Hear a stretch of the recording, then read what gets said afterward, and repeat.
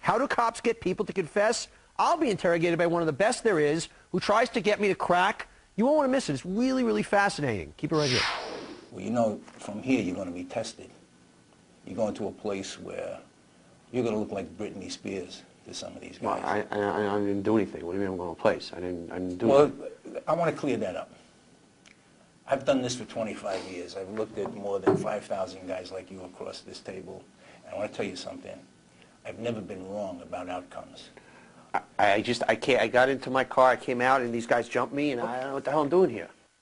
Why would anyone confess to a crime they didn't commit? My next guests know the real deal when it comes to police interrogations and what really happens behind those closed doors. Joining me now is former New York City police detective, a good friend of the show, a good friend of mine, a very shy, reserved Bo Dietl, best-selling author of the book Business, Lunchitations, and private investigator and former DEA agent, and the author of the book Deep Cover, Michael Levine. Mike, like Bo, knows firsthand the techniques used to get someone to confess. First of all, guys, I want to preface this as and I said this earlier in the show, but it's very important because I have such respect for law enforcement.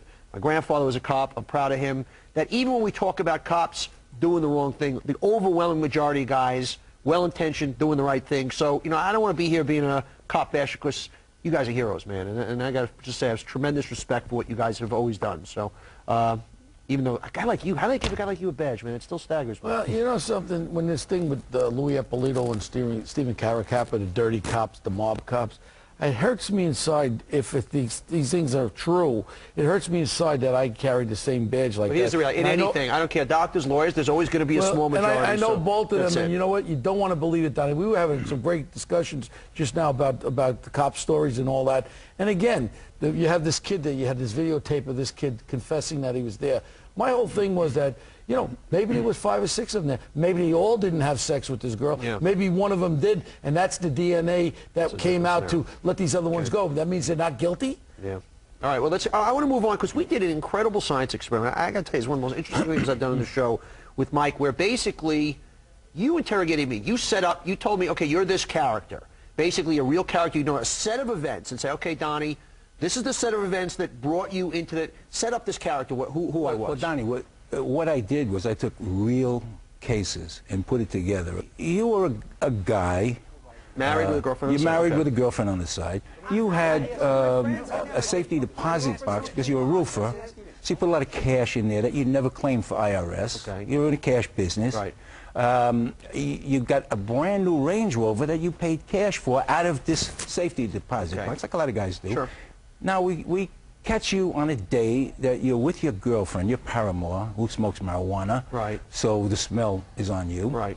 You drive from her place. Suddenly you want a beer, but you don't want to park. You don't want to park this Range Rover in a parking lot in front of the 7-Eleven because you don't want anybody to scratch it. So you park it a block and a half away. Unbeknownst to you, the place is being watched by DEA and New York City detectives. You don't know you're acting suspicious by parking this car and then walking in.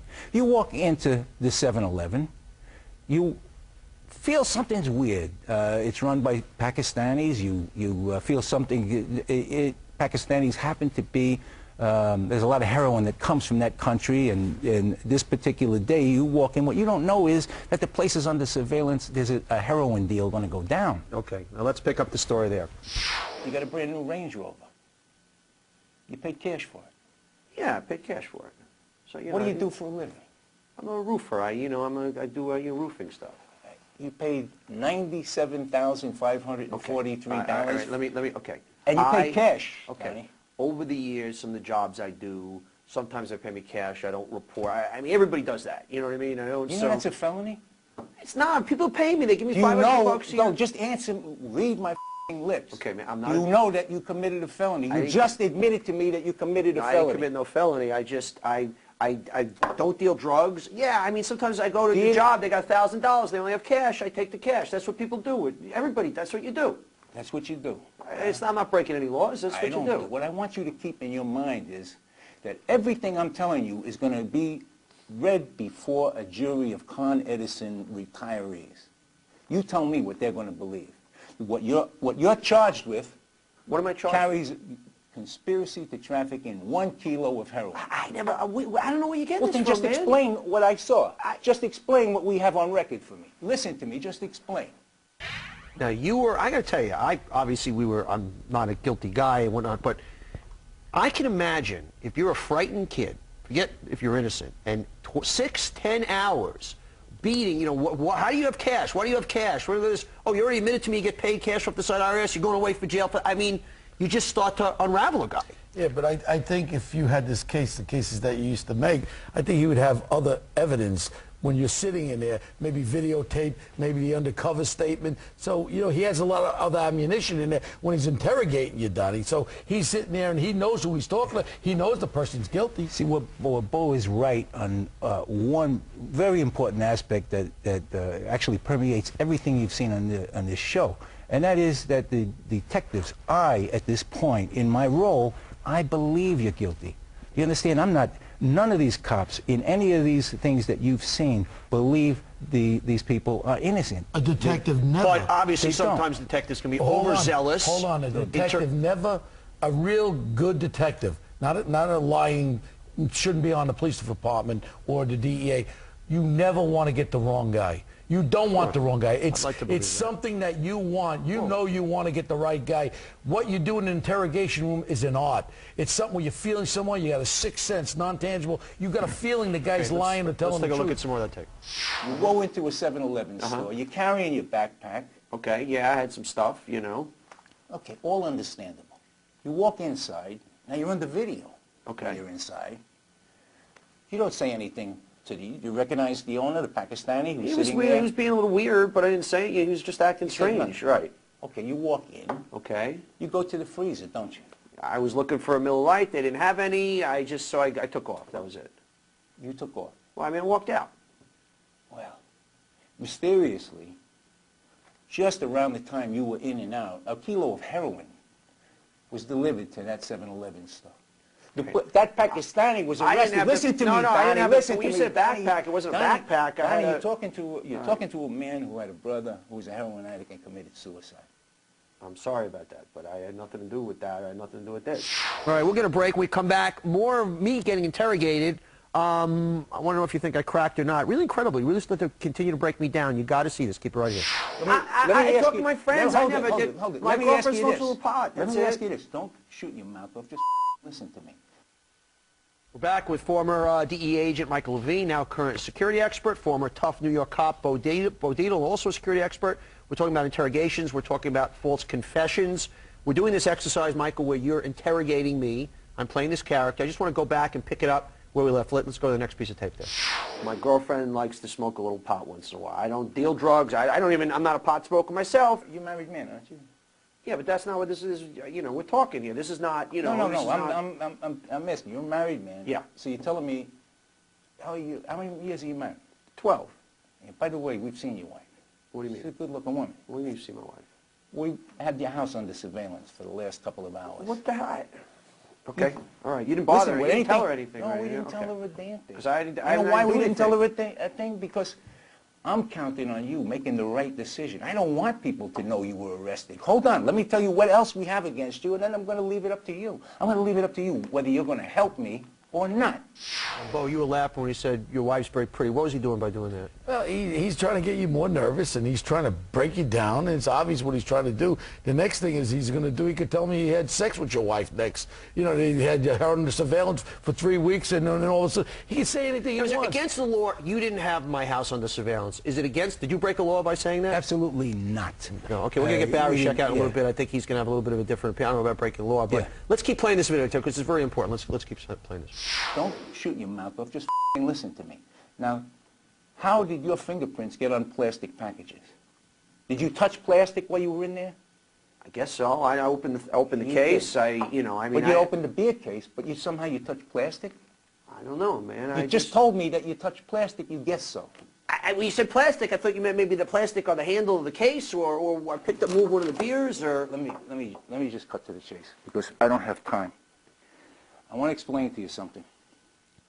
That thousands of guys sat where you are, and again, I've never been wrong. You're going to be convicted. You're going to be convicted. We've got 2 witnesses against you.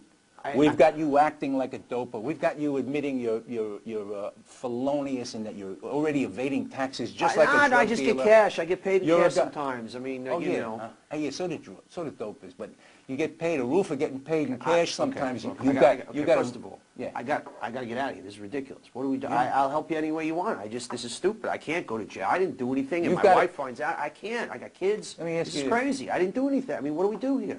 What do we do? You're going to help me get somebody bigger than you.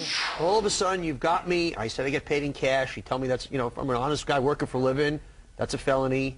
You find out I have a girlfriend. You're basically kind of threatening you're going to blow my life up. You start to get the guy to the point where, what can I do to help? What can I do? The guy's done nothing wrong, but how do I get out of this? Well, this is done thousands of times. I've done. So it's not against the law to say that you have my fingerprints when you don't? No. The idea is I really believe that you're guilty. And the strange thing about it is, in vis-a-vis the war on drugs, I'm telling you the truth. I'm telling you the truth that in my experience, and that was no lie, people who don't cooperate go to jail.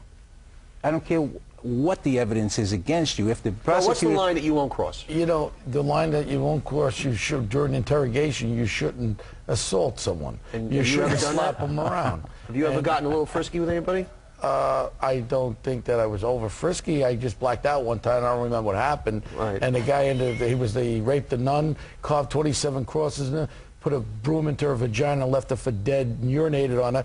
And he mentioned something about my mother that he didn't know. And the last thing I blanked, I was up 4 days, and I blanked out, and the guy then eventually confessed that he was there, but he didn't do anything to none. But he put himself in the convent. But when you blacked out in the interrogation, he somehow ended up with a broken nose, yeah? No, jaw. Jaw, okay, good. Jaw. But hold on, he sued me for $40 million. For you should kill them right there. And the statute of the limitations are over. I really don't remember ever touching a guy, but you're up for 4 days, and you get a little tired. A little punchy. But this guy, remember, this is the guy that carved the crosses, stuck the broom and urinated on a nun, and left her for dead.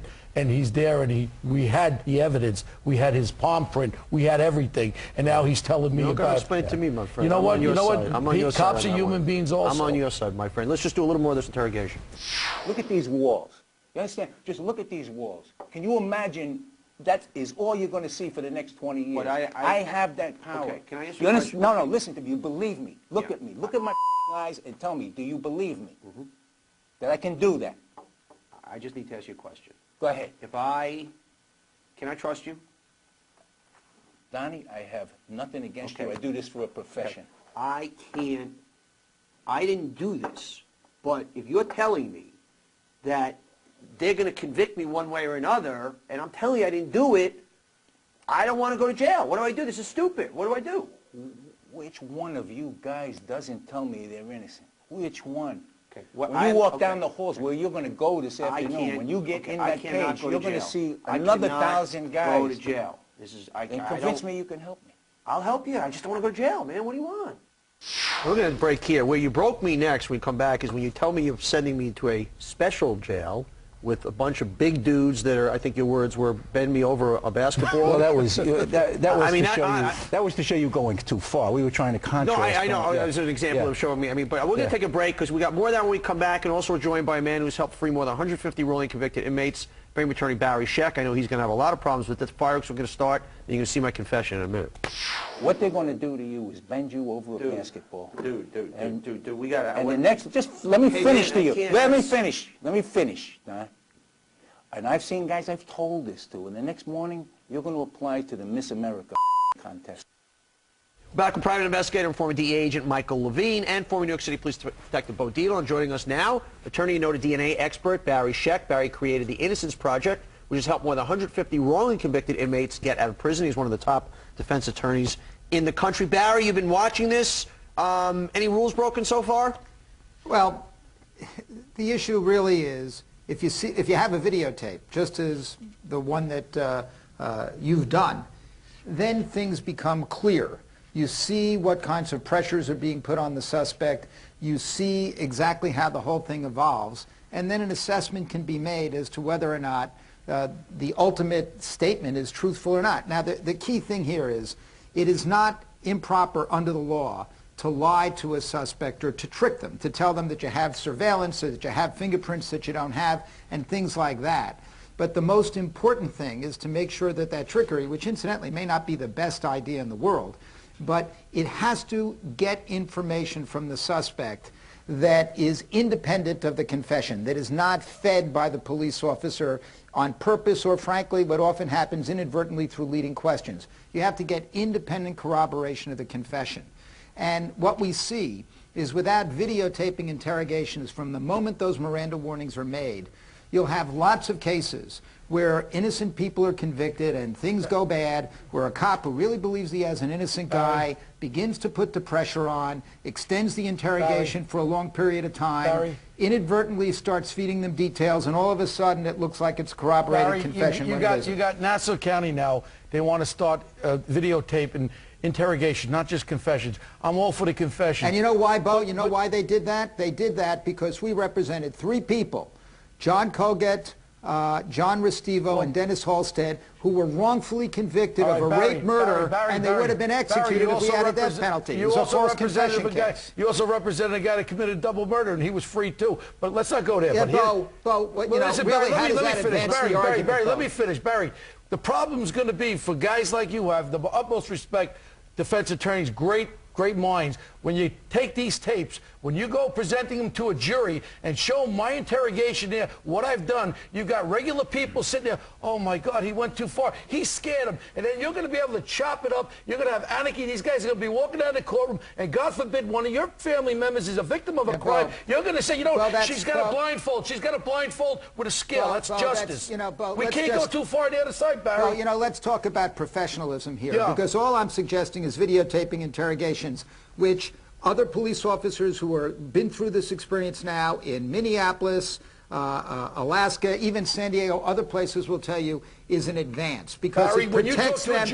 Just listen, when Bo, you for a talk second. to a jury, Bo, you have just an listen. Just the way it protects you, you have an art of shutting it protects you against false accusations that coercion was done, that you fed people information. It impresses juries because they get to see the whole thing. It helps with judges. You never lose a suppression motion. And I can tell you as a defense lawyer, if you have a videotape of the confession and your client's confessed and it's corroborated with independent evidence, you're sunk, you have nothing.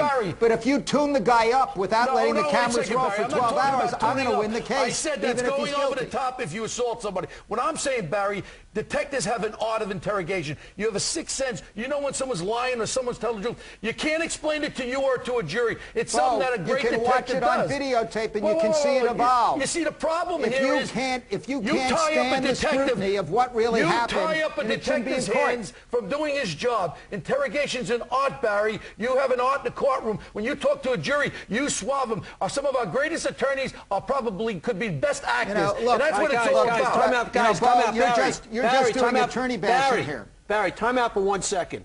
I'm obviously for everybody's rights, but my gut tells me that if police officers can't do it, we got to get the bad guys. Hey, nobody's saying they shouldn't be able to do it. Nobody's saying they shouldn't be able to do it. It's exactly example. You go through a red light now when you leave here. Cop pulls you over. He's very courteous to you. All of a sudden, he gives you a ticket. You don't like your ticket. He has a choice of giving you a ticket or not. Where do you take the discretion away from that cop giving you a ticket or not giving you? You just broke the law, but that cop has discretion. He can let you go. You have children sitting in the back of that car. I don't really think that you're addressing the issue that I am the example you made makes no sense. Michael wants to jump in. Why don't you just hear me out very, very briefly, because attorneys across the country are doing this. You don't seem to understand. I am saying something very simple that's just common sense, Donnie.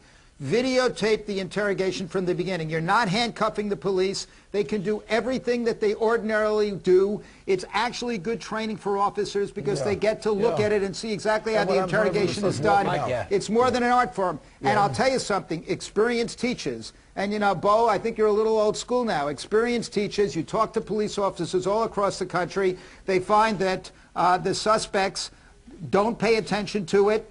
It's not restricting their style, and they're getting results that are great. Barry, time out. Thanks, Counselor. Let me just tell you my experience. I've testified over 300 times in 40 years as an expert witness in police procedures, both for the prosecution during my career and now for the past 15 years as a trial consultant. What I look for in these interrogations are specific places where the police, because they're convinced that the guys are guilty, avoid following avenues of inquiry where it's going to come out. Guys, I just want to go to the last clip of me getting my confession from me. This is crazy, man. What do I do? Tell me, help me out. What do I do here? We're going to get you on the phone right now, and you're going to start working for me. I'm going to call the prosecutor, and I'm going to say, you agreed to cooperate, to plead guilty to possession. And then you'll help me. Then you'll get me fixed. You'll figure out a way out of this. Then I will do everything I can to get you out of it. And I have your word on that. You got my word. All right, man. I'm trusting you. All right, guys. We're going to take a break. When we come back, Bo and Richard, I want to hear from you guys. If there were videotapes in the rooms, what confessions would you have not gotten from killers? Your hands would have been tied. There'd be a free guy on the street here. When we come back, that's it. Barry's sticking around. Don't go anywhere. We're back with famed defense attorney Barry Scheck, law enforcement guys Frank Levine, Bo Dietl. Bo, give me an example of, if you will, a interrogation that you did that by today's standards, if it was videotaped, would get the guy off. He was absolutely guilty. You were able to get a guilty person to admit a crime. But today, if it was videotaped, you'd have a murderer on the street. Well, you know, if they videotape some of them, sometimes we do the good guy, bad guy cop thing. I walk in the door, I throw a chair against the wall just to get his attention. And I mean, this is getting them down to where you want to get them. Then you soften them up. You ask them questions that you know the answers for, right? This is an art of interrogation. I just feel as though a jury, if they see this technique that I'm doing now, they're going to say to themselves, the kid was scared, and that's why he owned up. Barry, along those lines, let me ask you a question. If you have a cold-blooded killer in there, and the technique is to throw a chair against the wall to say, oh, wait, this cop is crazy, yet a jury, I'm not a defense attorney, I say, look, my guy was scared, you know? I mean, so where's the line there? Well, you know, I mean, look, you can cross that line, but even when you slam the table, you scream, and you do good cop, bad cop, which, again, is a well-recognized technique. People see it on television all the time. The key thing is going to be, the only reason you should be able to make that case is when the person breaks down and confesses, he is giving details that the police would not otherwise know about, and you can independently corroborate. That's the key. Yeah. And that's how you make a case, and that's how you know a confession is good. Michael Levine, any instance of where your hands would have been tied by videotape? No, as a matter of fact, I have so much respect for this man, but I have to kind of agree with the counselor in that my experience has been early on when I began my career, I saw that cases where they were not taped or where I got confessions, where I worked on informers like you, where they were not, we were hammered by clever attorneys. Now, I made it mandatory, and I was one of the early supervisors, that all my men carry tape recorders. And what happened immediately was we never lost a case. That's exactly right. Yeah. That's exactly what it's called. The tape recorder thing, I totally agree. Yeah. I mean, you click that thing on when you're talking to him, that's good, and you can keep that thing going. But I'm talking about the actual things. Barry, I'm just talking about something. Why not have the best evidence? You know what, Barry? Why not have the best evidence? I'm retired 21 years. Maybe they should retire me to a graveyard somewhere. But I tell you honestly, I would never want to put a guy away that didn't commit the crime. That I thought, but I had other corroborating Barry, evidence. I want to just, in the final 30 seconds, ask you just a basic defense attorney question. I'm just veering off a little bit. Because also there are false acquittals, and I think you've been involved in one of those in the O.J. case, but we're not going to talk about that tonight. You have mentioned that a few times. When you're a defense attorney, because you're obviously a very decent man, very well respected, and we have some mutual friends, you have a cold-blooded killer that you know has committed a crime. Your rationale as a defense attorney, everybody is, you know, entitled to due process. Blah, blah, blah. You get the guy off on a technicality, and he goes kill somebody else. Do you sleep at night? Well, I mean, to the extent that happens, I don't think anybody likes that. But, you know, you have to have a certain belief in the adversary system. The truth of the matter is that, you know, most people don't get attorneys that are adequately funded, and they get terrible jobs. And what I see from the perspective of our Innocence Project, you know, where we have these 175 post-conviction DNA exonerations, and we see what goes wrong with the system. Nothing guarantees a conviction of an innocent person faster than a lawyer that's not up to doing the job. And when the defense lawyers don't do their job representing guilty people, what happens is the bad cops, the few that cross the line, they get away with it. The crime labs that do a lousy job, and Lord knows we have them all across the country now that are causing disasters for law enforcement, they get away with it because nobody checks them. The prosecutors across the line that hide exculpatory evidence may get you some convictions of guilty people, but convict the innocent. Michael, I mean, we either believe in the system or we Michael, don't. you have obviously a very tragic story. You lost your son, a New York City police detective. My son was a New York City policeman, Keith Richard Levine. He was killed in the line of duty December '91. A very high profile, my boy. The two wonderful detectives, Bobby Chung and Harry Bridgeton, found a junkie that confessed. They came to me. It was very high profile. It was in all the news. All the politicians announced it. They came to me because they knew I was a federal narcotic agent, and they told me privately that we don't know if this guy really did it. There's things about his confession that bother And you said to them very bravely, go get the right guys. I couldn't live with it. Donnie, how could I live with the idea, and then they found the right guy. Guys, they're making me rap here. Guys, you guys all do a great job. Barry Scheck, Michael Levine, Bo Deal, thank you everybody for being here. Thank you, Donnie.